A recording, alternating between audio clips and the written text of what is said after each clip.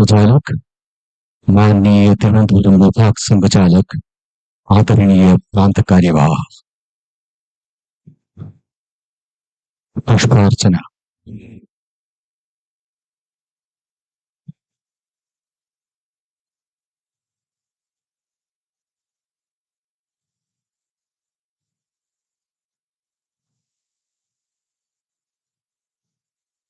Vande Mataram by Kumari Kirti JS.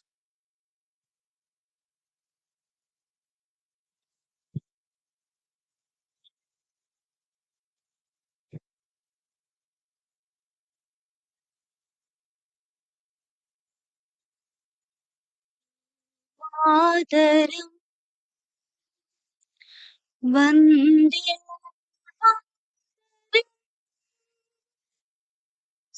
जला शोभना मलयज शीतला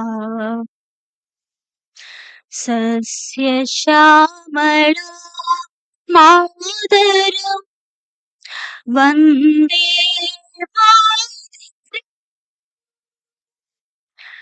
शुभ्रजोत्स्ना पुलकितया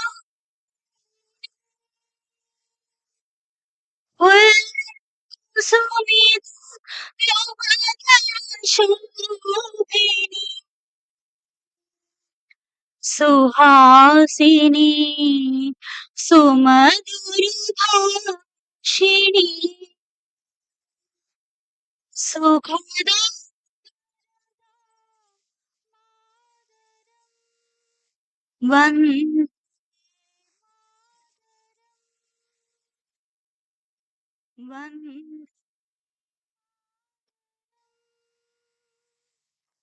कोटि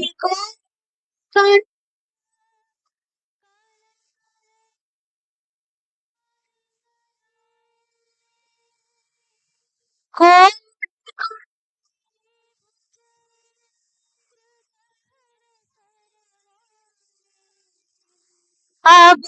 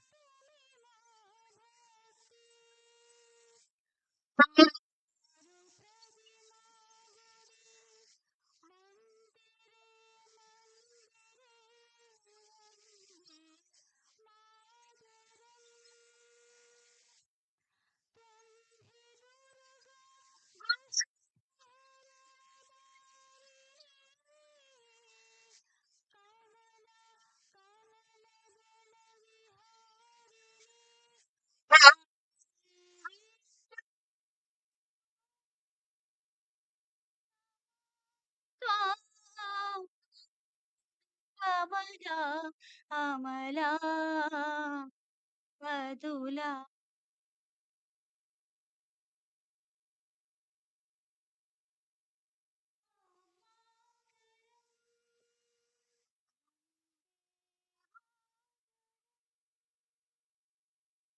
श्यामला सरला सुस्मिता भूषिता धरणि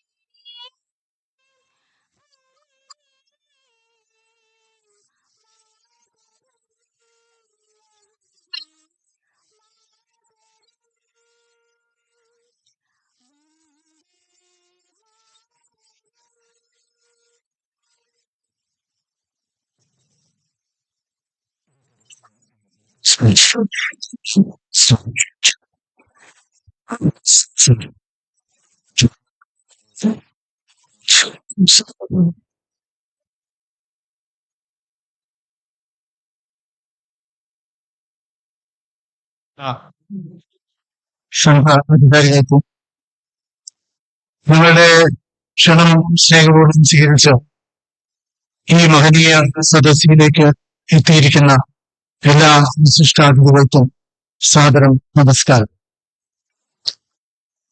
രാഷ്ട്രീയ സ്വയംസേവക സംഘത്തിന്റെ ശതാബ്ദി വർഷത്തിന്റെ ചരിത്ര മുഹൂർത്തത്തിലാണ് നാം ഇന്നിവിടെ ഒത്തുചേർന്നിരിക്കുന്നത്. 2025 വിജയദശമി ദിനത്തിൽ സംഘം 100 വർഷത്തെ സേവനയാത്ര പൂർത്തിയാക്കി.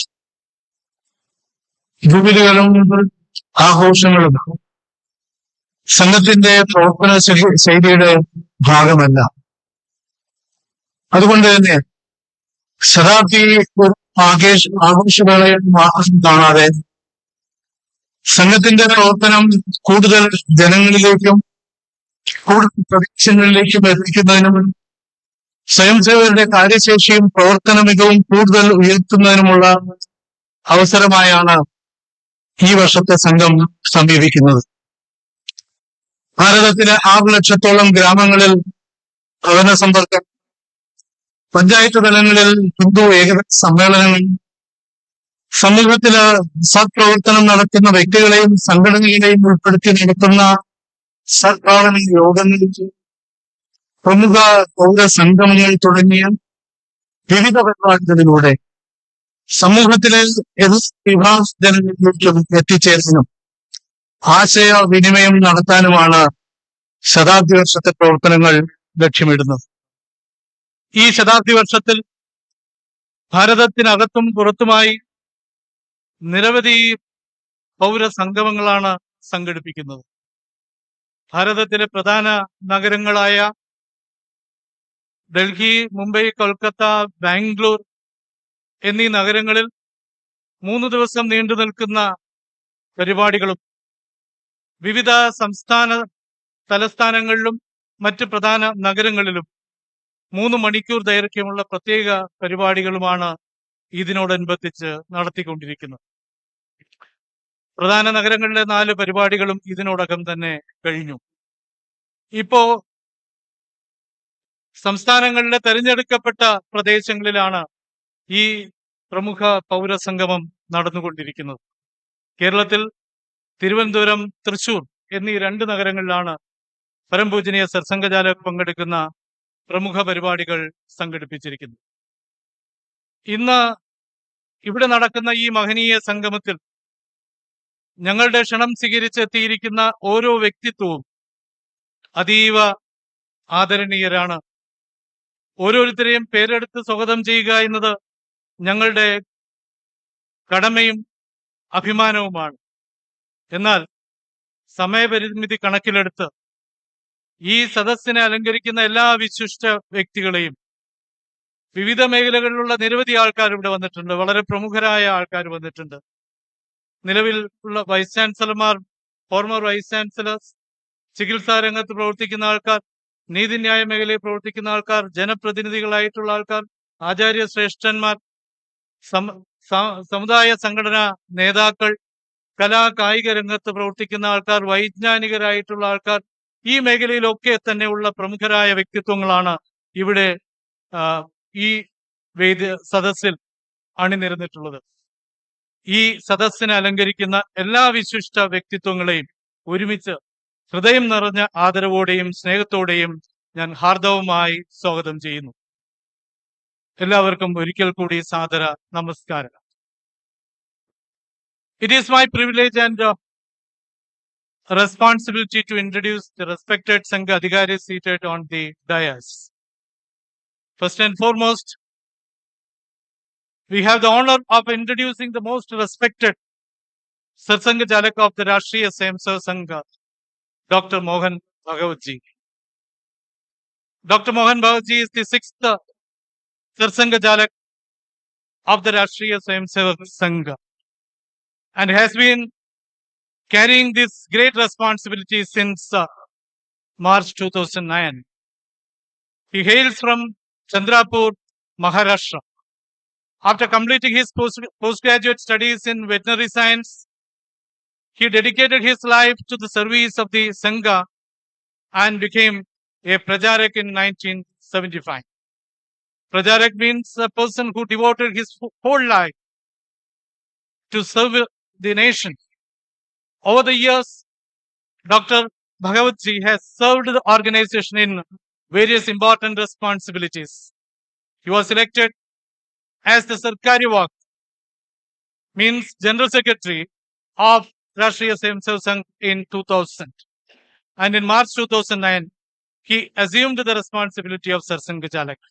Under his guidance, the Sangha continues to work towards social harmony, national awakening, and the cause of nation building. Next, I have the honor of introducing Mananiya Sri P. Girishji, the respected Vibhag Sanghajalak of Trivandrum Revenue District. He is the president of this Trivandrum district. He is a native of Thiruvananthapuram near Tambanur. Sri Girishji retired as engineer from ISRO. His guidance and leadership have been source of inspiration for Sangha activities in Thiruvananthapuram Vibhag. Now, I take the privilege of introducing Sri T.V. Prasad Babuji, the respected Prant Karyavah of Kerala, South Kerala. He is also a native of Thiruvananthapuram near Vellayambalam. Prasad Babuji dedicated nearly 17 years of his life as a Prajarak after completing his education. He is presently serving as the circulation manager of Janmabhoomi daily, while continuing his active involvement in organization and social activities. The presence of these eminent personalities adds great dignity and inspiration to today's gathering. On behalf of the organizers, I extend my heartfelt respect and warm welcome to all the respected Sangh Adhigaris and distinguished guests present here. Thanking it. വ്യക്തിഗീതം Shri Vaishakh G.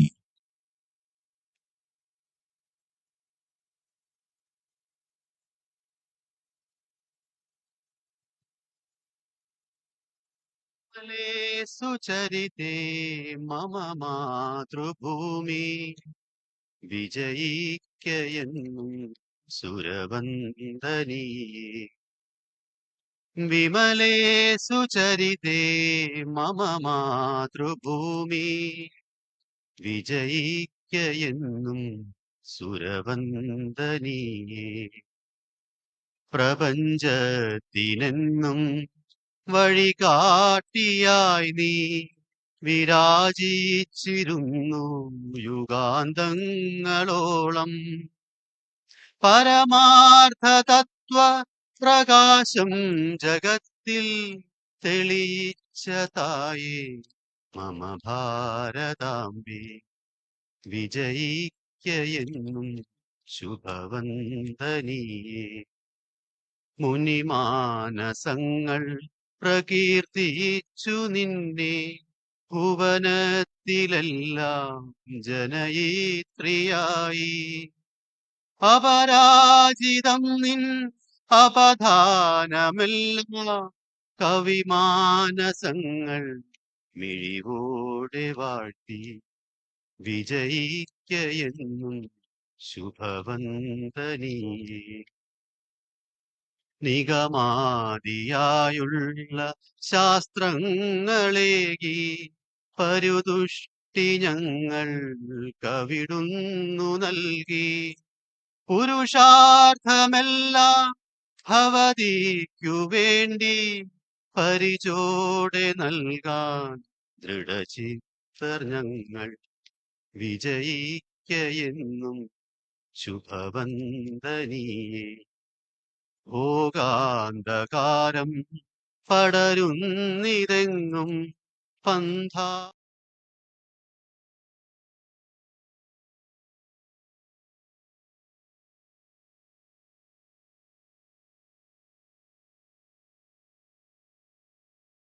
നീ പാരിൻ പ്രതീക്ഷ വിജയിക്കയെന്നും ശുഭവന്ദനീയേ.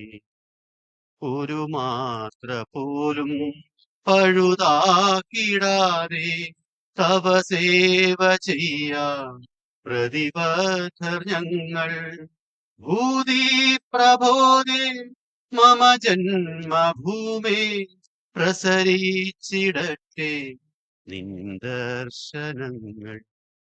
വിജയിക്കയെന്നും ശുഭവന്ദനീയേ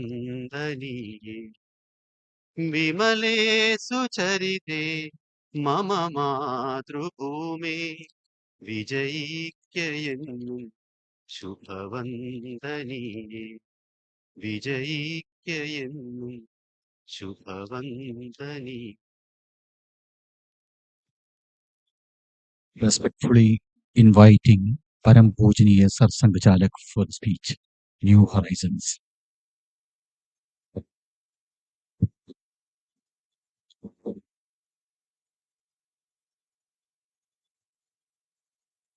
माननीय प्रांत संघ चालक जी, माननीय माननीय विभाग संघ चालक जी, माननीय प्रांत कार्यवाह जी, the august and illustrious audience present here. The program here is arranged so that we get a chance to understand this much misunderstood organization. It is people say that this is a largest organization, largest voluntary organization in the world. Simultaneously, it is most misunderstood organization also. So, when we thought of doing something in the 100th year of our work, it was decided that once again we have to go reach the people and tell them about Sangha. Sangha is 100 years old. Name of Sangha is famous in the world now. But very little understanding is there because it is difficult to understand Sangha. Usual method of knowing is from known to unknown, which cannot apply here. Gaganam gaganakaram sagaram sagarotama Rama Ravana yor yuddham Rama Ravana yoriva. The expanse of the sky has nothing else to compare with it. The same thing with sea, like that. Rama Ravana yuddham, it was one of its kind. Sangha is also one of its kind organization in the world. If you try to judge it from view outside, the misunderstanding may happen. That chance is greater. Because we perform so many programs, we have route marches in full dress, uniform, but we are not a paramilitary organization. We play our Bharatiya games and teach Bharatiya martial arts, but we are not an all India gymnasium. You heard a beautiful song here. Such songs are sung here, individually as well as collectively. But we are not an all India music school. All these things, they do not give full idea. Best way to know RSS is to come inside and see it from inside, experience. But to experience a particular thing, one must be assured that it is safe to taste it. So that much understanding of Sangha can be given by a lecture or by a book. I am going to try to present to you what Sangha is. What Sangha is not. It is not a paramilitary organization, etc., etc. It is not a reaction to a particular situation. It is not an opposition to this section of the society, that section of the society, or to a particular political party. No. Sangha has come to fulfill everything.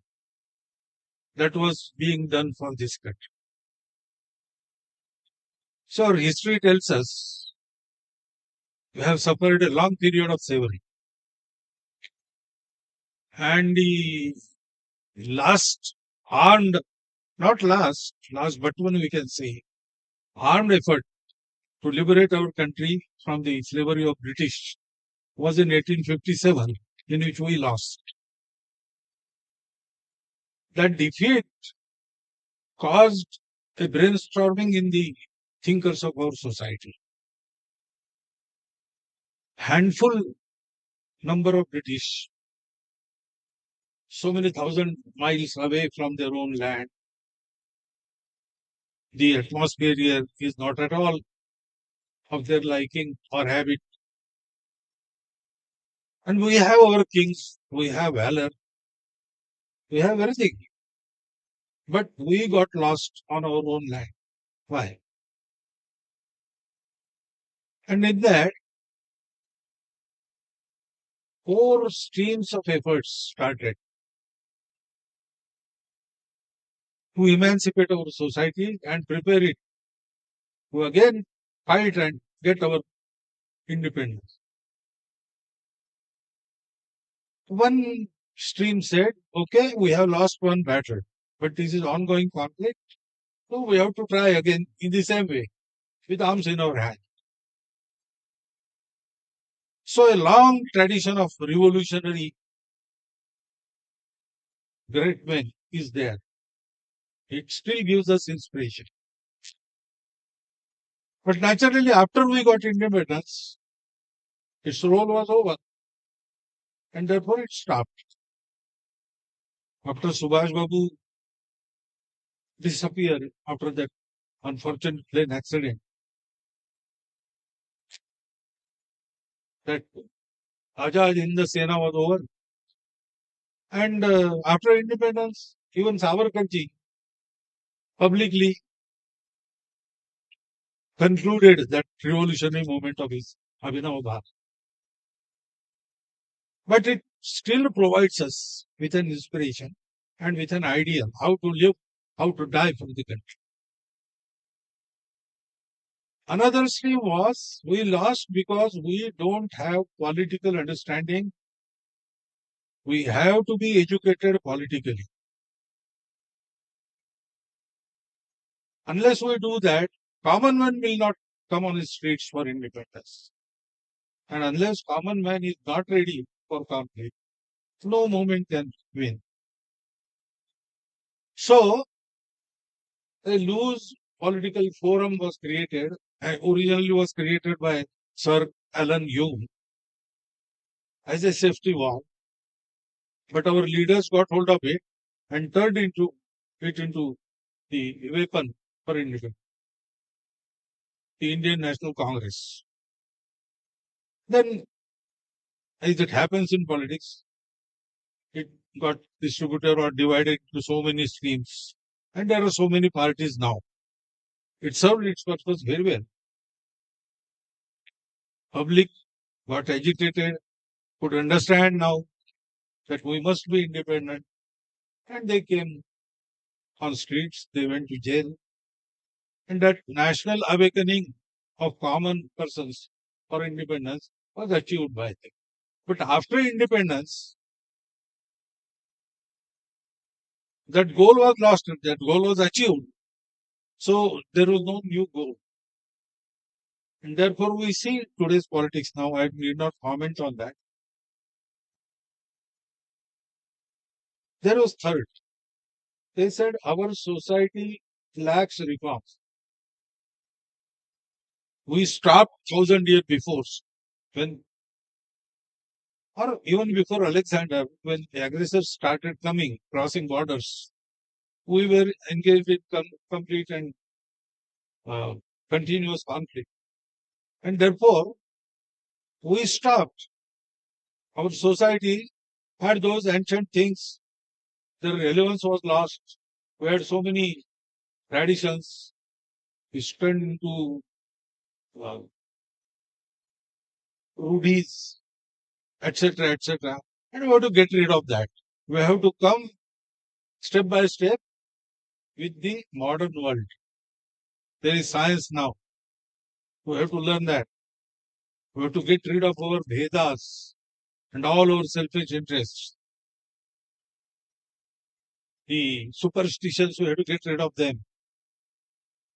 So a reform movement started from, we say starting point was Raja Ram Mohan Rai, but even before that, people started thinking like that, and a stream of reform movements was there. But unfortunately, that became an island.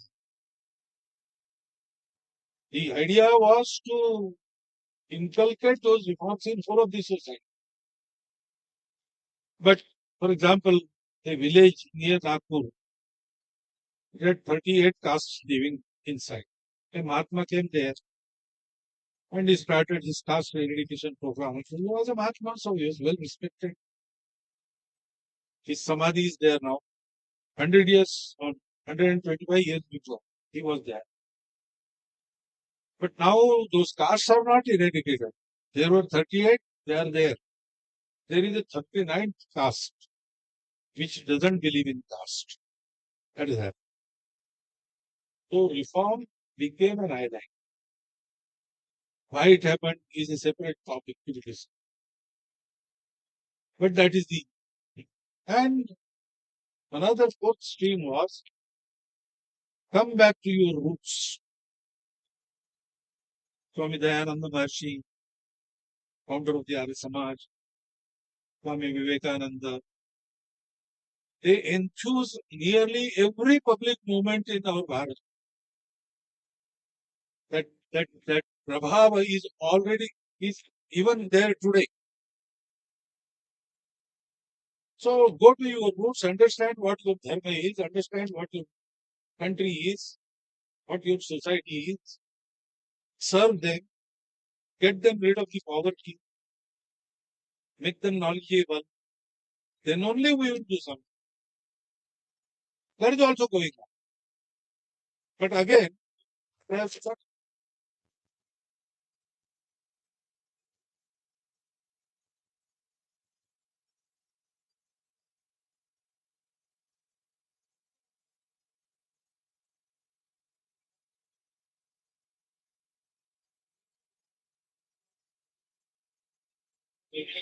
Chaos.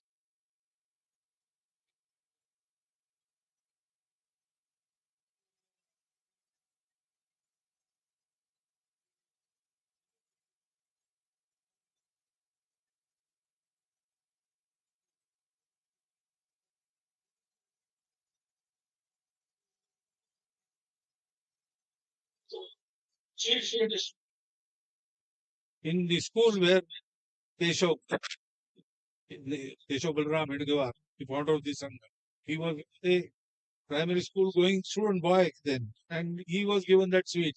He threw it away. He was asked, why did you throw away this sweet?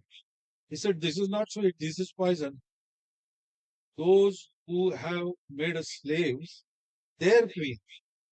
How can a coronation be a day of celebration for us? It is a day of mourning for us.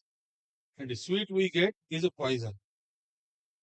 At that age, he had such a burning revulsion about this slavery.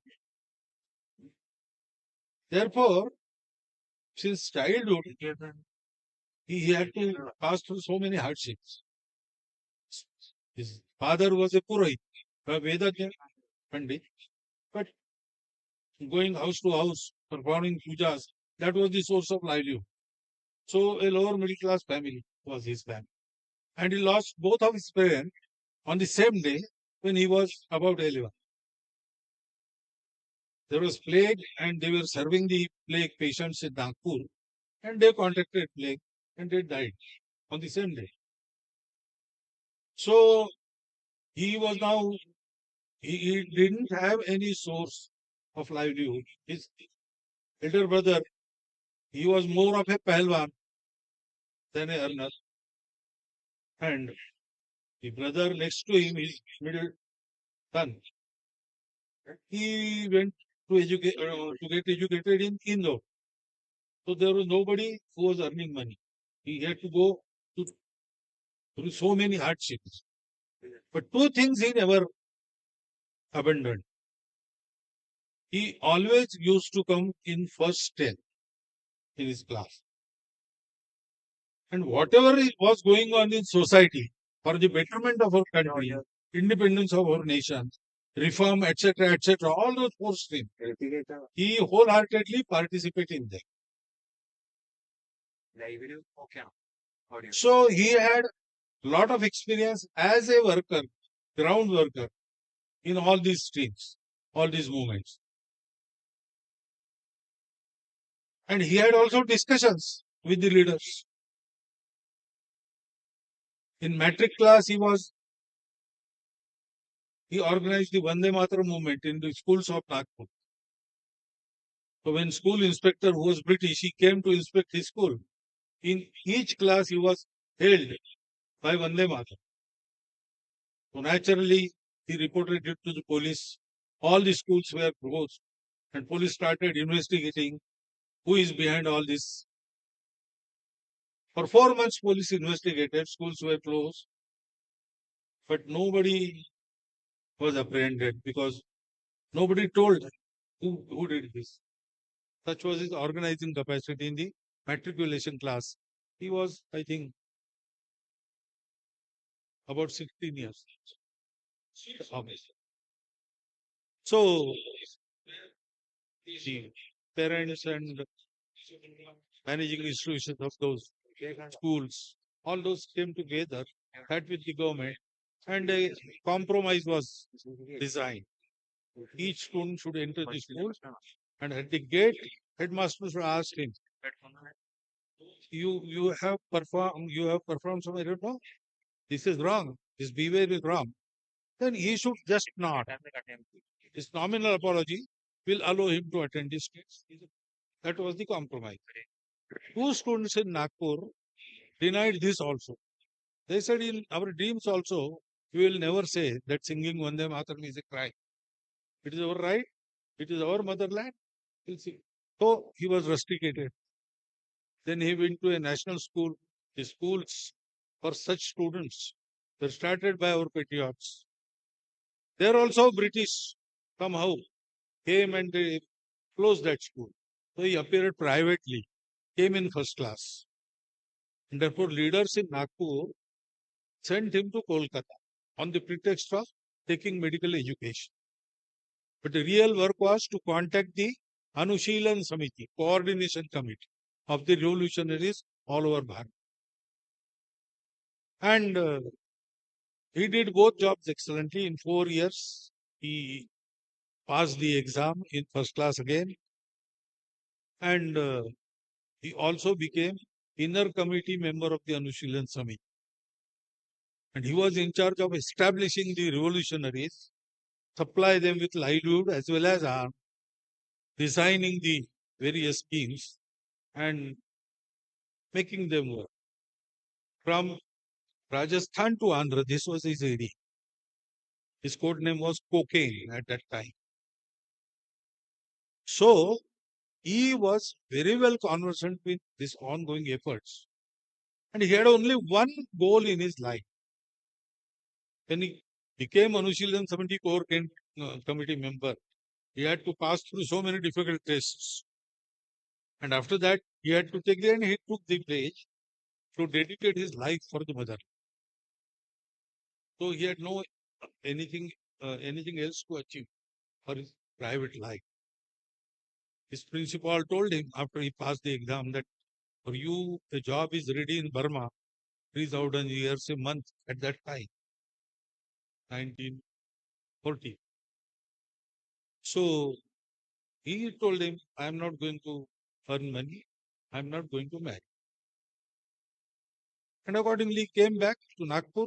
Instead of doing practice, which would have fetched lots of money for him, he did not do that. He went for the public movement. And at that time, non-cooperation movement was going on. So he went from village to village, canvassing for the movement, giving speeches. And then after some days, he was tried for sedition due to his speeches. So he gave his defense speech in the court, wherein he started with, I reject your rule on our country because it is illegal. There is no law which permits you to come from England and rule here.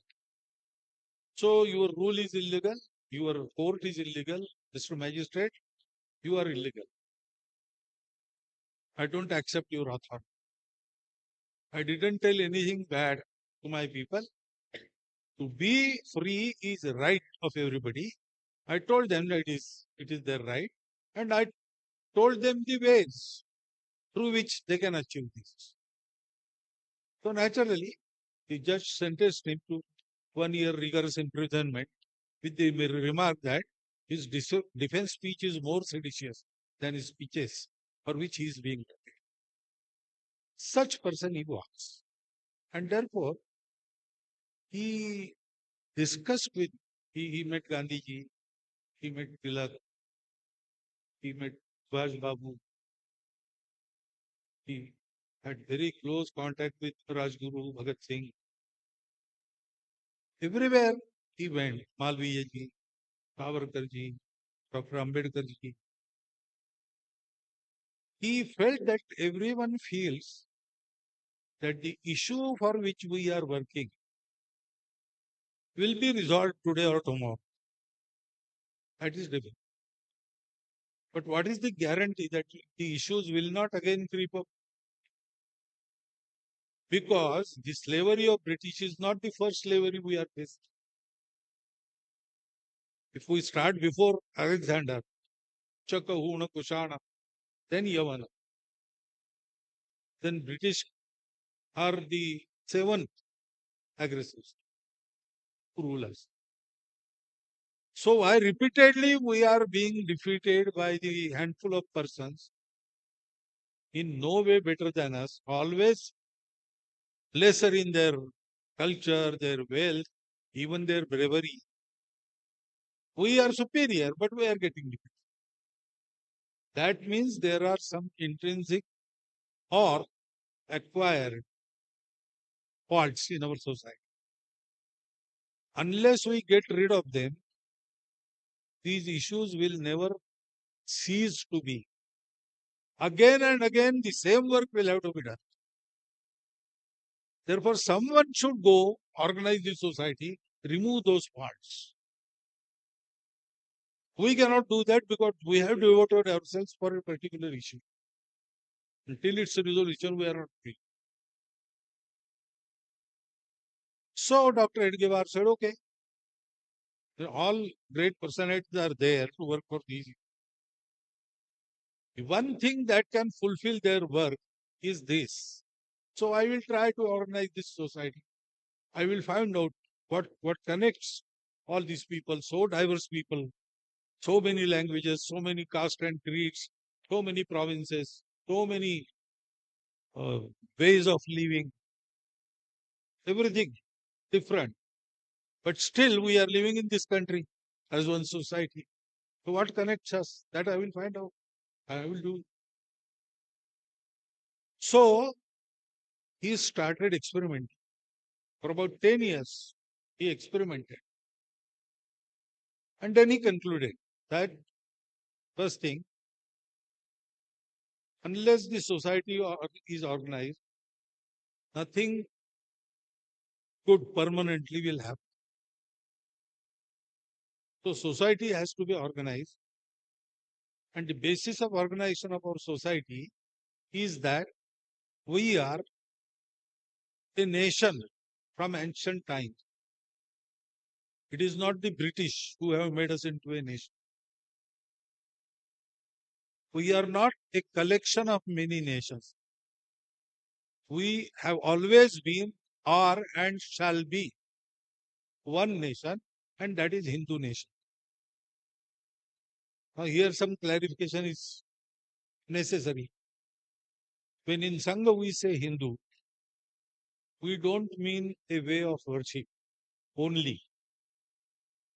There are many ways of worships who come under the banner Hindu. Hindu is our Sanskritic Pehchan for the want of better translation, I have to say civilizational identity.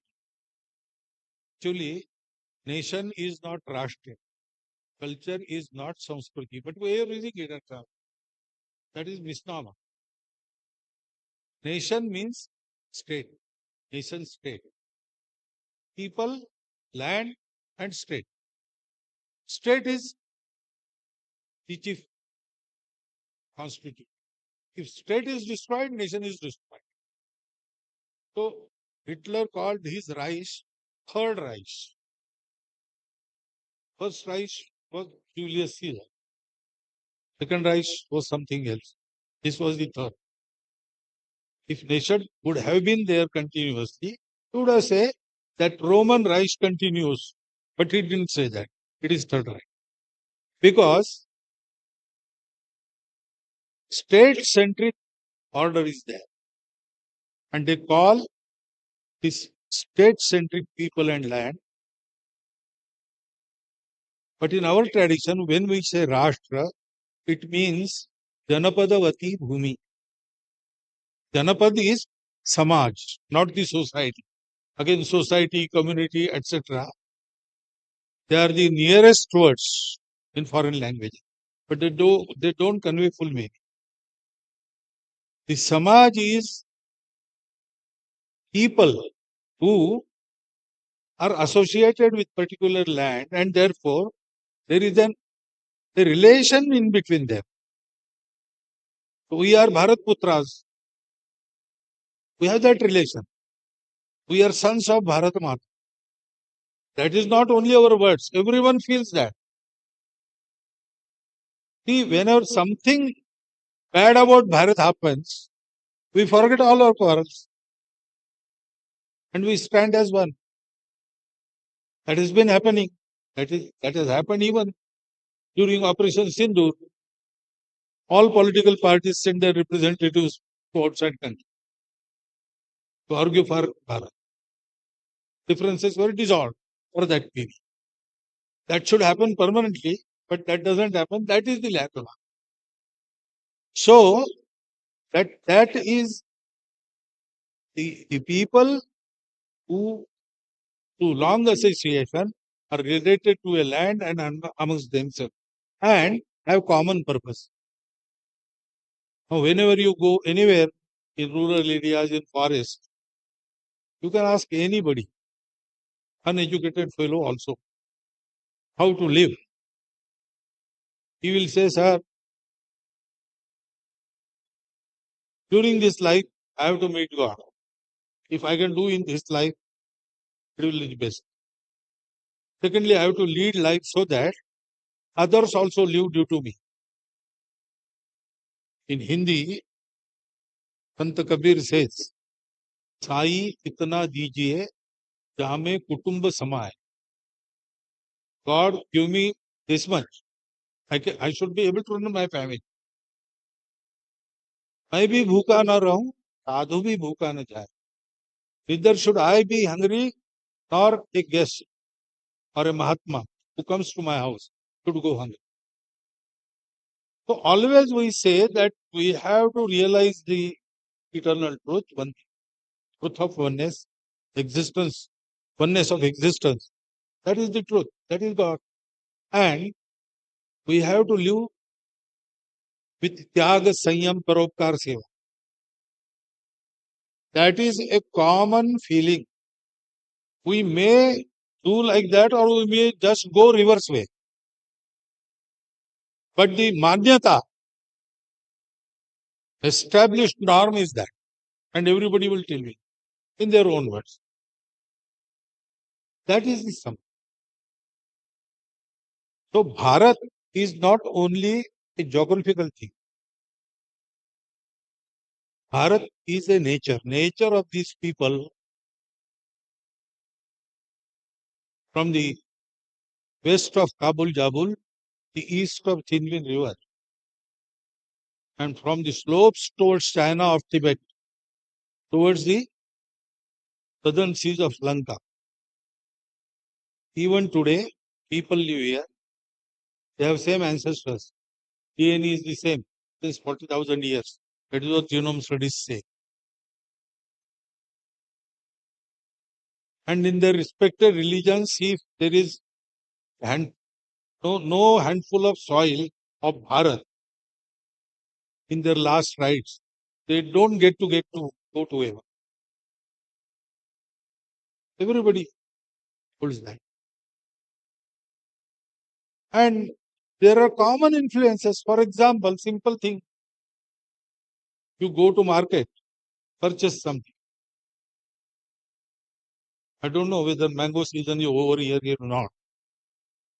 But if you purchase 100 mango, it is a custom, you will get 105.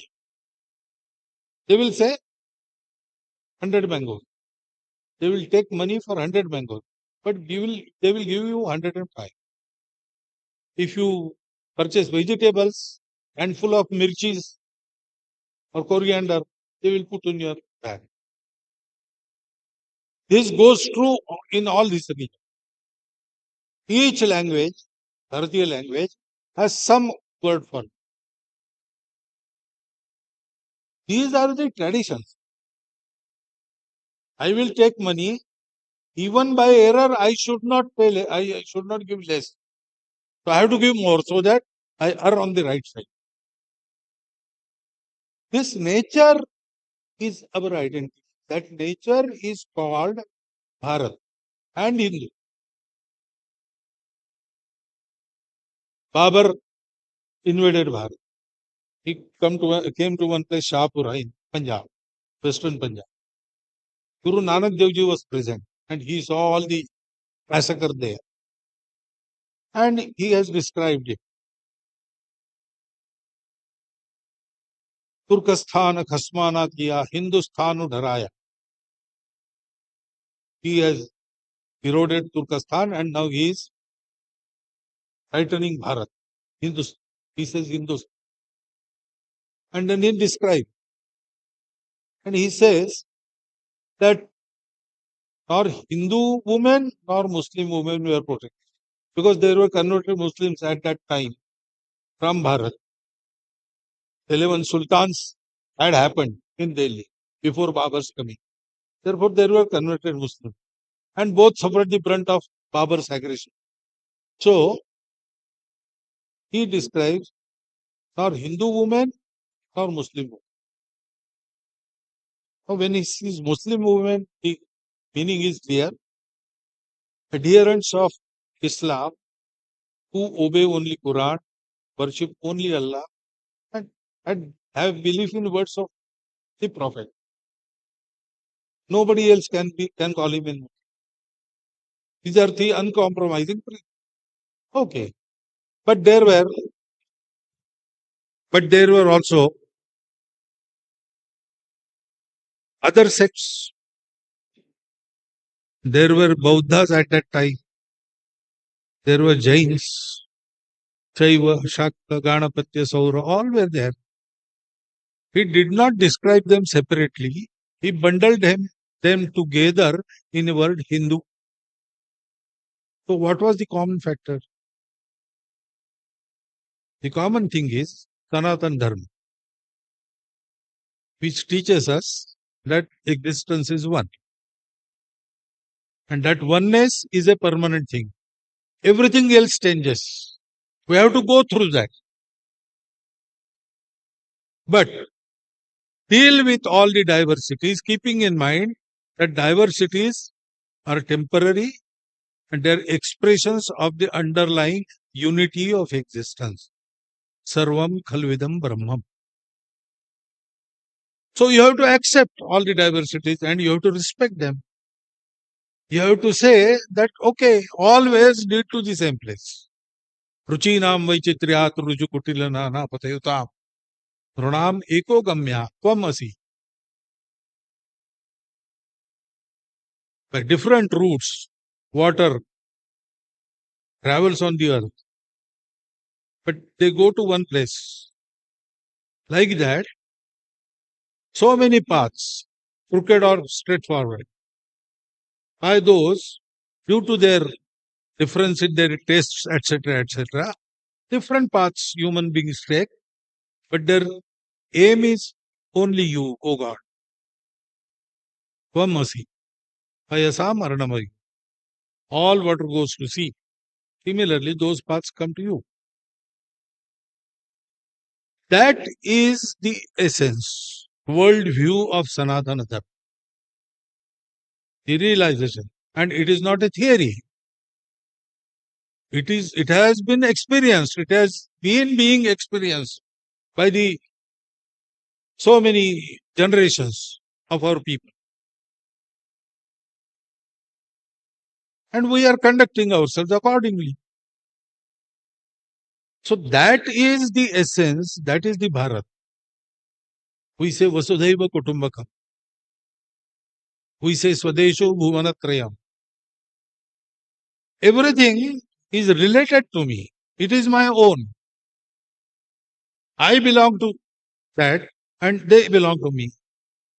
That type of attitude of Bharat, that made our country Bharat. And that, if you talk like this in modern times, they call you Hindu.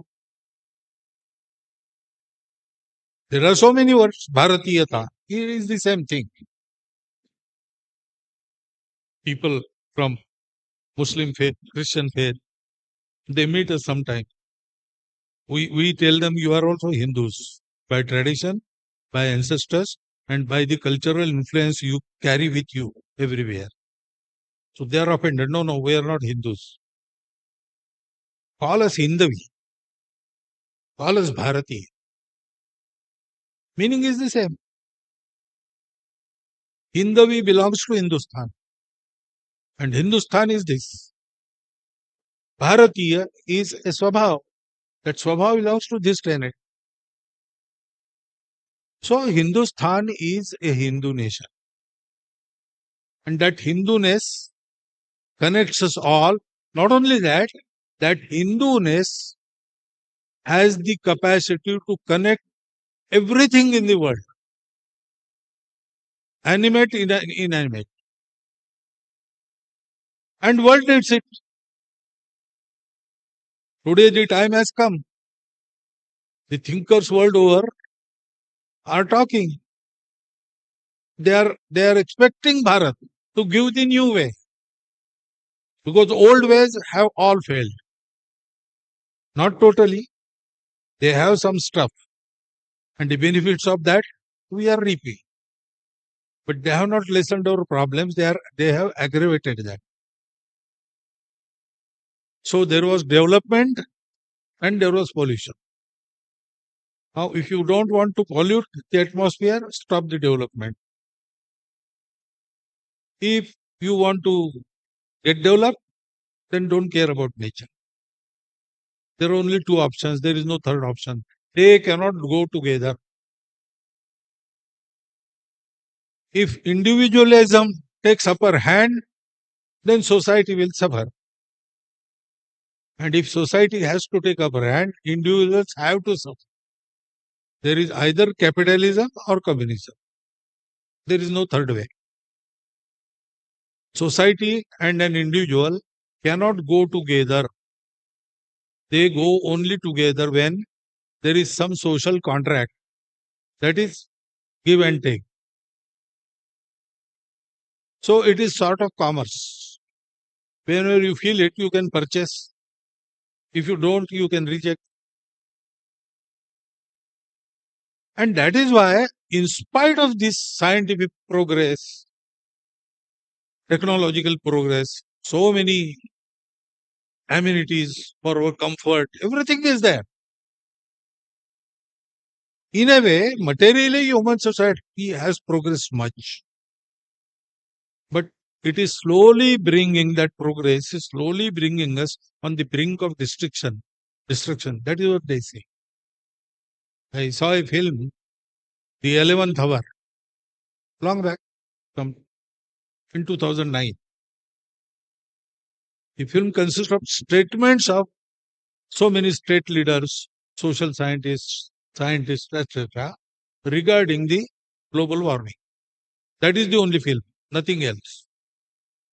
And their conclusion is that we had so much scientific progress, but we did not develop our interior, so we are greedy. The same greedy human being who was at the bottom of the food cycle of nature, but within 3000 years, he came at the top and destroyed so many biodiversities up till now, and still he is at it. This human being, he remains the same. He is equally greedy. And now his greed is armed with the scientific technology. So he stopped using the redeemable energy, flowing energy, sunlight, water streams, etc., etc. And he exhausted the stored energy, coal, oil, etc., etc.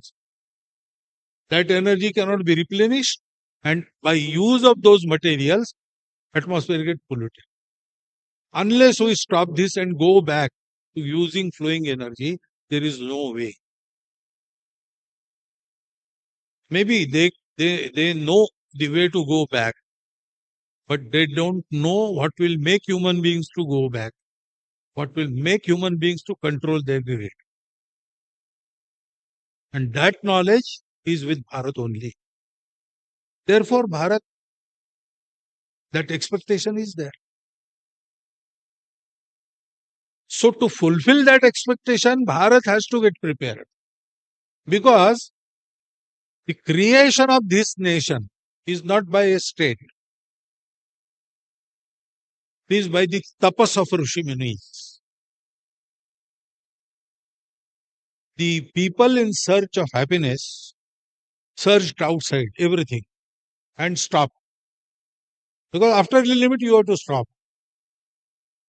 Now, we have reached up to Higgs boson. Further, we cannot go. We can go only by mathematics and logic, but we cannot confirm.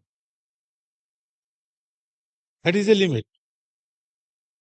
Now, we have been searching galaxies, but now we are going such a long distances that our physics doesn't hold true. The ray travels in straight line, but not in those distances. It may come back and tell you that particular thing which is actually in front of you is behind your back. That may happen. So we cannot tell definitely what is there. So scientists say we have to use now a sadhanam, an instrument which can travel beyond the speed of light. Actually, all our material instruments and bodies, if they go beyond the speed of light, they will disintegrate. But there is one, mind. Mind can do that. To study the mind, scientists say we have to go to East, study Indian scriptures. They name also Yoga Vasishtha, Patanjali Yoga Sutra. The studies you have to undertake. Well, they may study and they may be well conversant with the theory. But how to do it, how to get human beings to turn back on the right path, they don't have that practical experience that we have in our tradition. And world requires it. So Bharat has to be prepared. Who will prepare Bharat? The responsible society of Bharat is Hindu society. It is responsible for Bharat. And so to organize the Hindu society, remove faults and qualify it for the task. That is the work that has to be done to fulfill every effort that has been going on for the betterment of our nation. With that conclusion, Rashtriya Swayamsevak Sangh started. He devised a methodology. The adhisthana, the thought behind the movement is Hindutva, which is not a new thought, not devised by anybody. It is our tradition. Supreme Court also says that it is a living tradition of Bharat. It is nothing narrow. But how to prepare an individual to be a good Hindu? We have 4 kinds of Hindus. Hindu who say we are proud to be Hindus. Hindus who say, okay, we are Hindus, but what is there to be particularly proud of? Okay, it goes on. There is third type who know they are Hindus. They will never say they are Hindus or this is Hindu nation for their own reasons. I don't comment on that. They have their reasons. Some selfish interest.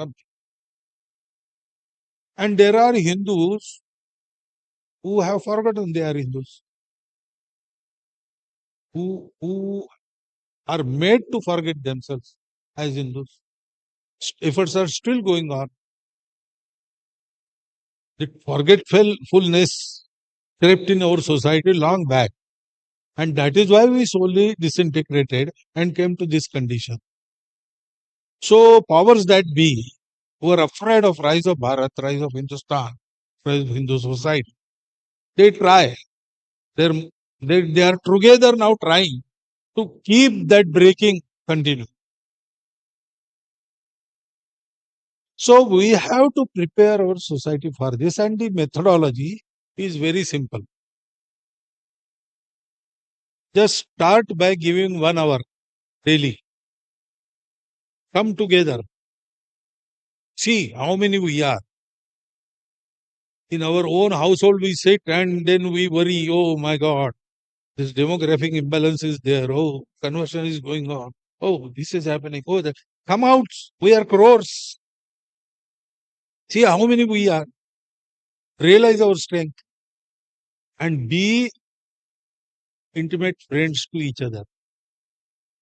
Know each other. Help each other. Serve each other. Prepare your body and mind. Simple programs. Physical and intellectual sessions. 1 hour daily exercise to keep us fit for the national work. And then, whatever is needed to be done in the society, according to your taste and time you are giving, apply yourself to that. You should live for yourself, one thing, for your family, second, for the society, third. In order of priority, first for the society, then for your family, then for yours. That practice has to be done daily 1 hour. Say that we are in our season Hindu age. We will restore our glory. We will be real Hindus, practicing Hindus, not only worship. All these qualities of dharma. What connects everything, what causes everything to progress together. Individual level, Sharir, Man, Buddhi go together and progress together due to Atma. In universal level, individual, society and nature go together and progress together through Paramatma. And the worldly pursuits get the right direction, follow a discipline and achieve moksha due to dharma. This individual, universal and worldly discipline which restores the balance, which give you sanyam, restraint, which inspire you for making tyaga, sacrifice. That is dharma. That is Hindu dharma. All other things, karma kanda and worships and eat that and don't eat this, all these are the rules. If they are there, they are for the good of the society. They change according to the times. We have to follow that. But through that, we have to achieve this dharma and we have to give this dharma to everybody. So, practicing that dharma, starting by 1 hour daily exercise. That is R.S. Therefore, it is not opposing anybody. It is not a reaction to particular thing. Muslim Gundaism was there. Riots were happening. Hindus must protect them. You have to be strong. World hears you only when you are strong. If you are true, world will not hear you. If you are strong, nobody will object even you tread the path of falsehood. Even if you go and seize Venezuela, nobody will say anything. Because you are strong. That is how world is. So you have to be strong. Weakness, this being weak is one of the faults or the first fault. It is death. Swami Vivekananda used to think, Durbalta hi mrityu hai. So making Hindu society strong, bringing them together, binding them in this relation of apnapan, belonging. We belong to each other, we belong to this country. This is our motherland. These are my brothers. And ideals of service and renunciation, they have to be practiced. So, that work is going on. Now, long journey of 100 years, there are so many things. Society is requiring so many things to be done. So many reforms, so many sevas, so many lacunas have to be filled. So naturally, Swayamsevaks who were trained like this, they went in each field. They created organizations. They participated in organizations who were doing something. And now there are so many organizations wherein Swayamsevaks are working. 1,30,000 small and large service projects.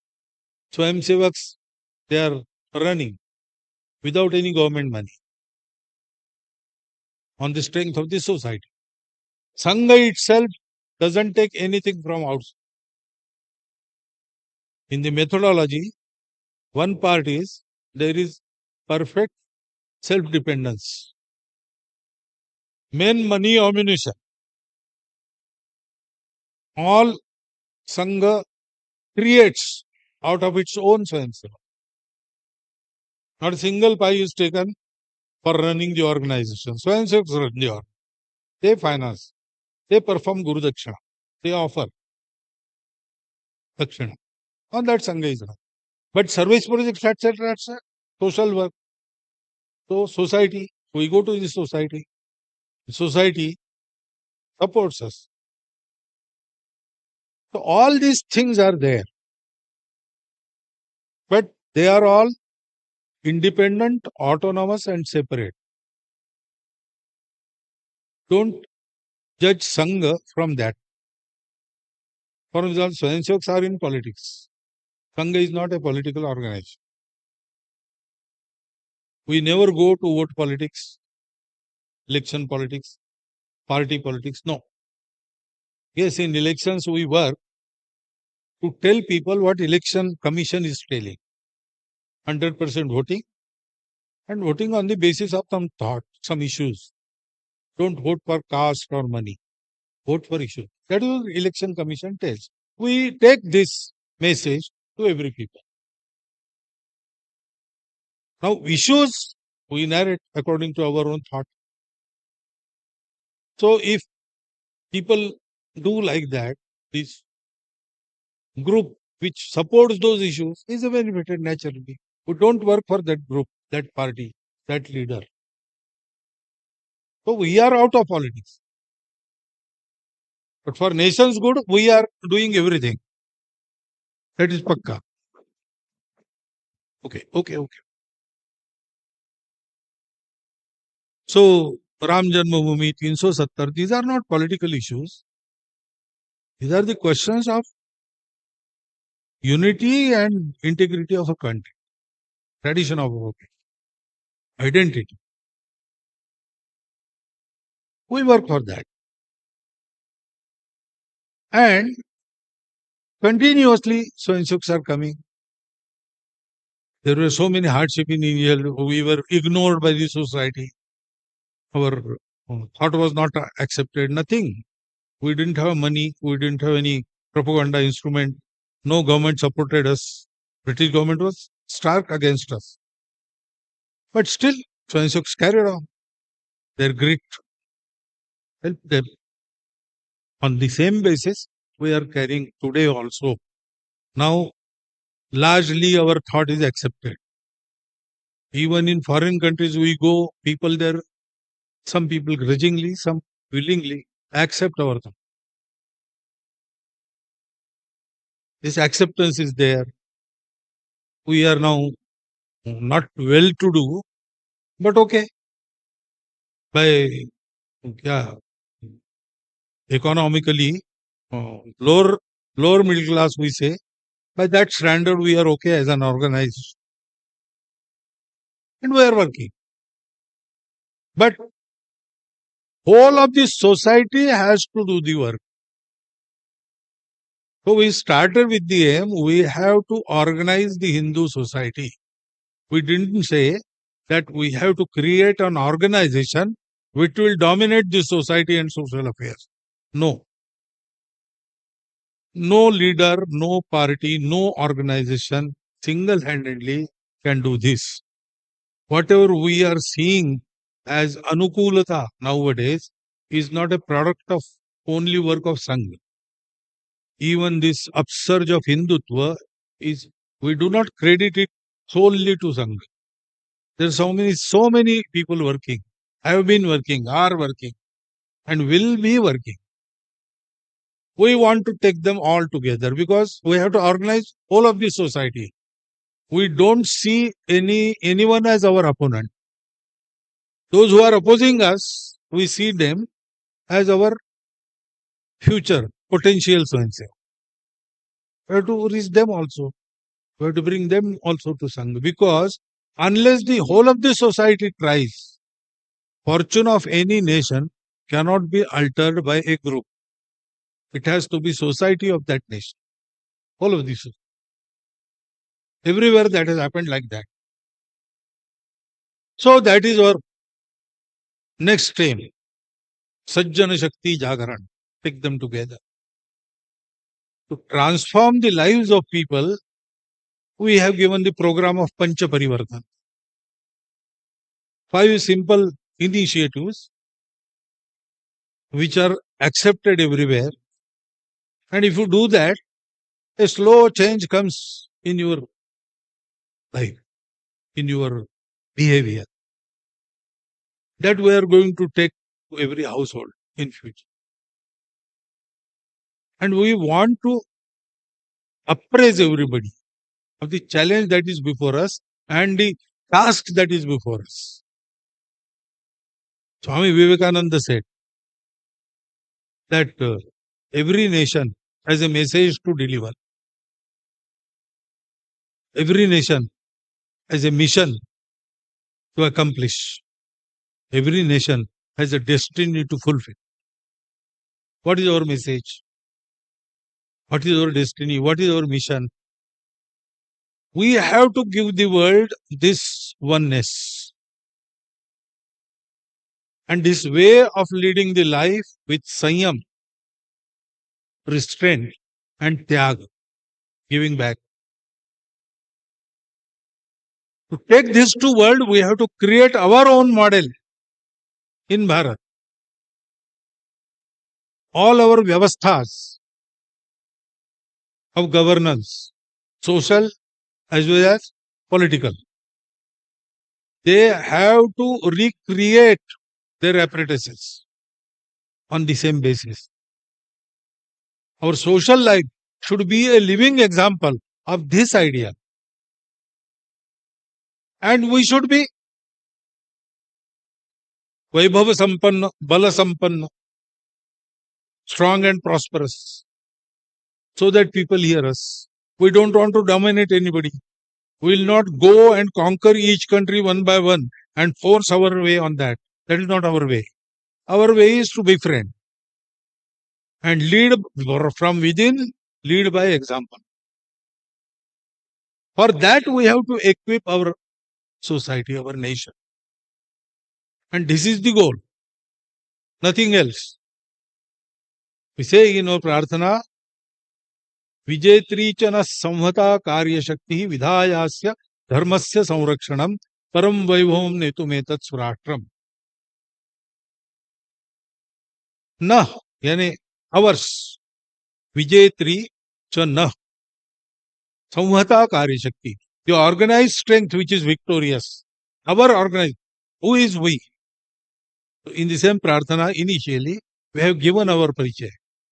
Who are we? Vayam Hindu Rashtranga Bhuta. We are Hindus.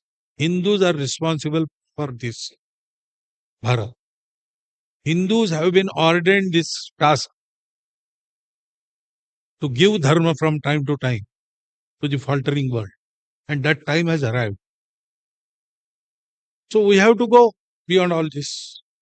With the same samskara, we are going to expand ourselves. We are going to take whole society in. And that society will work for the betterment of our country as well as betterment of the world. That is the goal. Sangh has traveled 100 years and has now come into the position so that we can aspire for this goal. Goal was in mind from the beginning. Before founding of Sangha, Dr. Hedgebar gave a resolution in 1920 Congress.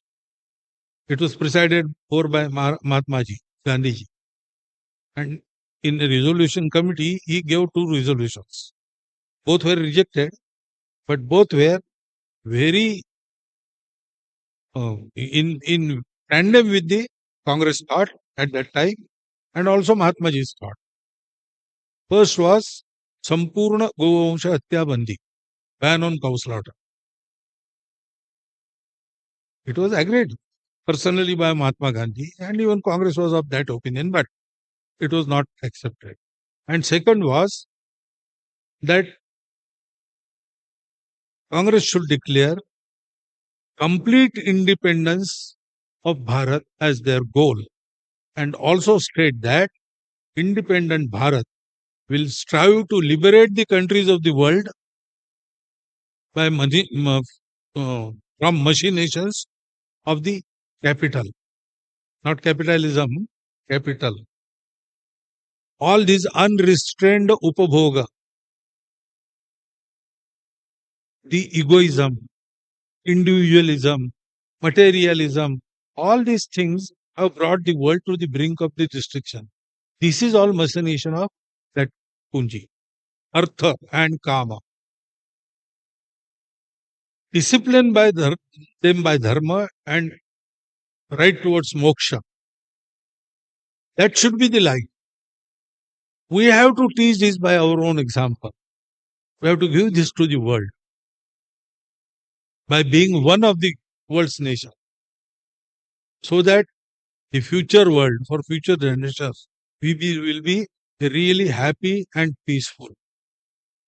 So that is why Sangha is there. But some people fear that if Sangha grows, their business will some way be hampered. And so they try to, by the way of narration, they create so many misgivings, so many misunderstandings about Sangha. And we don't get to see Sangha directly. That is why there are so many questions. Your questions have been invited and I am going to answer it in the next session. But again, I tell you, this will go on. This discussion will go on. There will be many programs, more programs. But if you want to really know Sangha, come to Sangha. If you want to come to Sangha, there are 3 ways. Visit our Swayamsevaks. Visit their families. And visit Sangha programs including Shakti. You will find Sangha in these 3 places. Find to experience. So you will get the first-hand feel of Sangha. And many things that cannot be explained in words, you will get to know. By spending mere 2 days in our Sangha Shiksha Varga, you can feel it. It is the best way. Sugar, how it is sweet. You can write books about that. Chemistry of sugar, all these things. But take half a spoon and eat it. You will know how sugar is. Like that, if you want to know Sangha, it is perfectly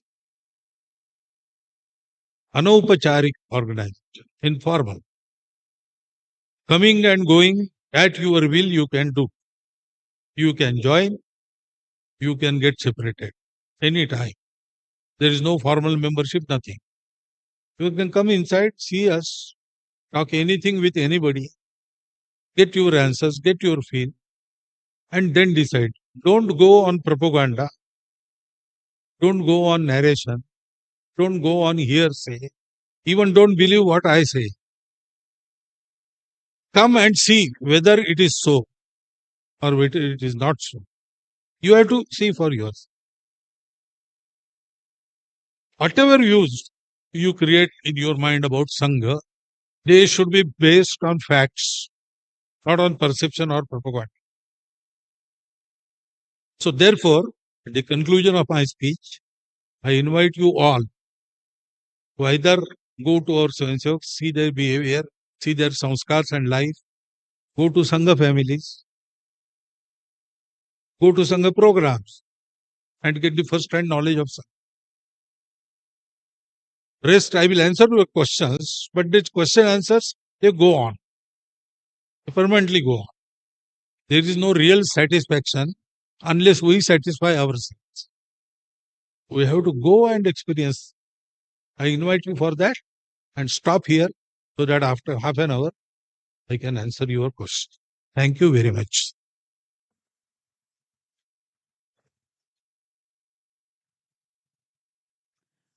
Yes, we come to the conclusion of session 1. We have arranged light refreshment just outside the hall. You are welcome to have tea, and we'll assemble back here for the second session, question answer session at 6:30. Thank you.